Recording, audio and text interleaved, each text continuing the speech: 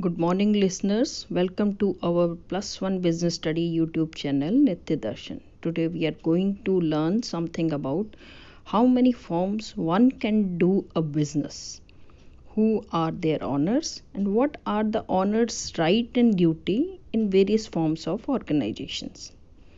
In beginning, business was conducted on a small scale and its area was limited. Sole trader can himself manage the business easily, but nowadays business spread at large scale and takes drastic changes therein. With the passage of time, it expands at international level. Huge capital, efficient labor, management skill, requirement of scientific techniques, these are all has been raised. Thus business has been doing in various forms. Let's learn these forms of business organization. You know very well, business means all activities which relates to production and distribution of goods and services for profit motive. On the other hand, organization means to manage or arrange the things and person in a proper manner or in a order. So business organization means all those institutions, organization, firms, groups, trade which are doing various business activities for profit motive. These can either in form of one man business or the group of peoples. Who is the owner of business? To judge which form of business is existing, the question is arise, who is the owner of business? A single person or group of persons. On the basis of ownership, we can make the various forms of business, and each form has undertaken a business in an independent ownership, law, order, and restrictions.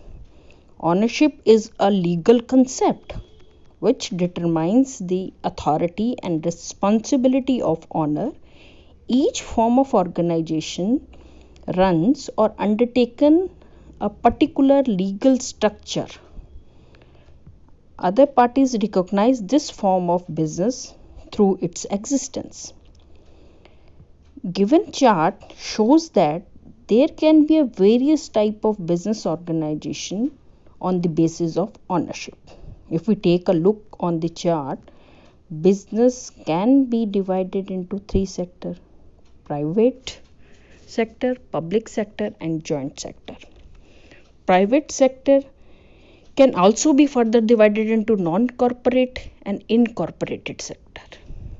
Non-corporate sector includes sole proprietorship, joint Hindu family business, partnership, and joint venture. On the other hand, incorporated sector involves joint stock company, cooperative enterprises. Public sector can also be divided into non-incorporated and incorporated form. Non-incorporated public sector includes departmental undertakings. On the other hand, incorporated public sector includes public corporations and government company. Business could be held in various forms. It can be managed by single person or collectively. It runs as private, public, or joint sectors form. Following diagram classify the different form of business organization. Private sector is that sector in which businesses are managed, organized, or controlled by the individuals or the private persons. Private persons establish private organization in a private sector. There is no interferences of government either in form of state or central government. Next is the public sector. Public sector is a sector in which businesses runs by the government. These enterprises are established for public interest. Better goods at fair prices are provided by them to the public. Non-corporated business organizations means business can be started without any registrations formalities. There is no need to seek permission under any law to start them. These kind of organizations are sole proprietorship, joint Hindu family, partnership. Sole proprietorship indicates a business in which is established by a single person or individual. He is the person who invests capital in business, manages the business, faces risk, and has the sole responsibility of profit and losses. It is the oldest and simple form of business organization. There is no formality needs to be required to establish it.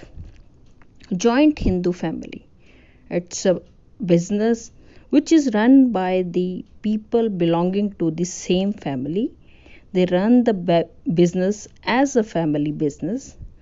It is called joint Hindu family business. In such form of business, the authority of control is in the hand of Karta or the manager of the family. Other members are just the workers of the family who work under the control or guidance of Karta. He has the absolute authority to raise loan and have deals with the other parties to take decision. All have equal share in the family property.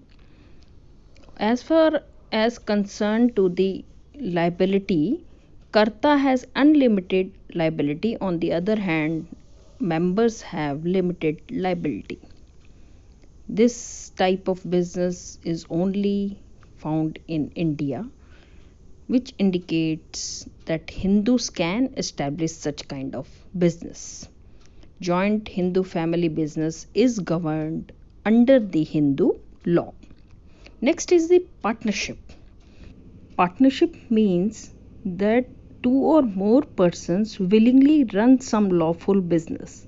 They all invest capital in business and make use of collectively managerial ability and share profit and loss among themselves. They individually called as partner, and in a form of business they called as firm. Joint venture is also like a partnership when two or more persons jointly run temporarily some particular business called as joint venture. There is no maximum limit of person in this business like partnership. Profit of losses is to be divided among the joint ventures in predetermined ratio. After completion of work, this venture ends automatically, and so as the venture's liabilities.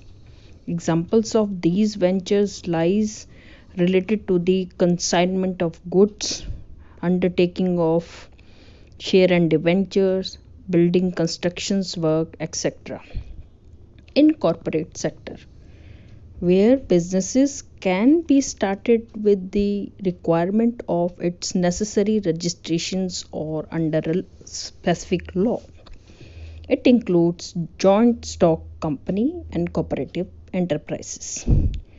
Joint stock company is a vast form of business in which huge capital is required and risk is much wider. This kind of business is established under Company Act 1956. Company is created by law in form of artificial person who has separate existence from its owner. It has a seal for dealing a business authentication. Liabilities of its member is limited and runs by the managers, directors who are the representative of its shareholders, members and owners. Next is the cooperative enterprises are voluntary associations which comes into existence with the purpose of serving its member. Their purpose is not to earn profit but to serve their member only. They are established by needy people of particular class who are economically weak, fulfill their needs collectively by mutual cooperation in form of cooperative society.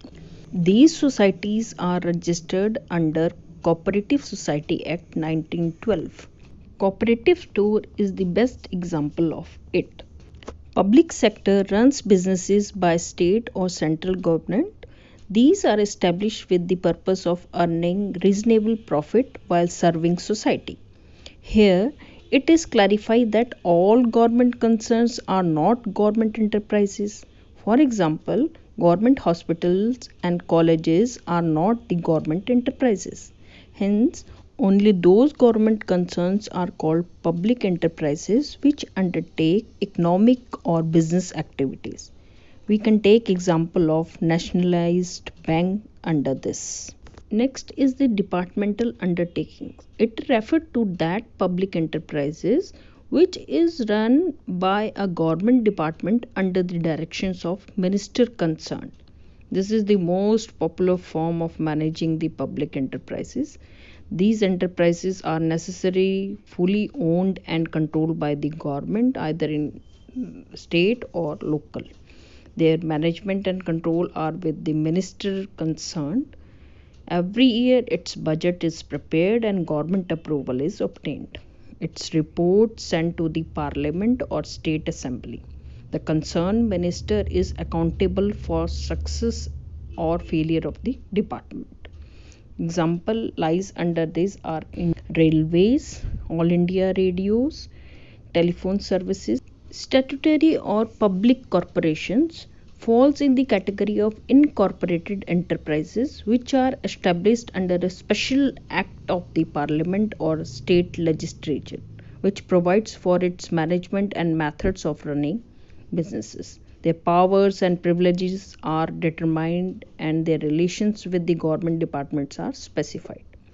Public corporations have separate legal existence. Examples lies under are Life Insurance Corporations of India, Reserve Bank of India, Central Warehousing Corporations, Air India, Oil and Natural Gases Commission, etc. Government company refers to that public enterprises which has a minimum 51% of the paid up capital in the name of central government or state government. In this way, government become a major shareholder in the enterprises and make use of all the rights of a shareholder through the medium of ministry concerned or cabinet or the head of the state. Our topic is covered now. Hope you understand the topic. If you really like the topic, please share, subscribe and like. Thank you very much.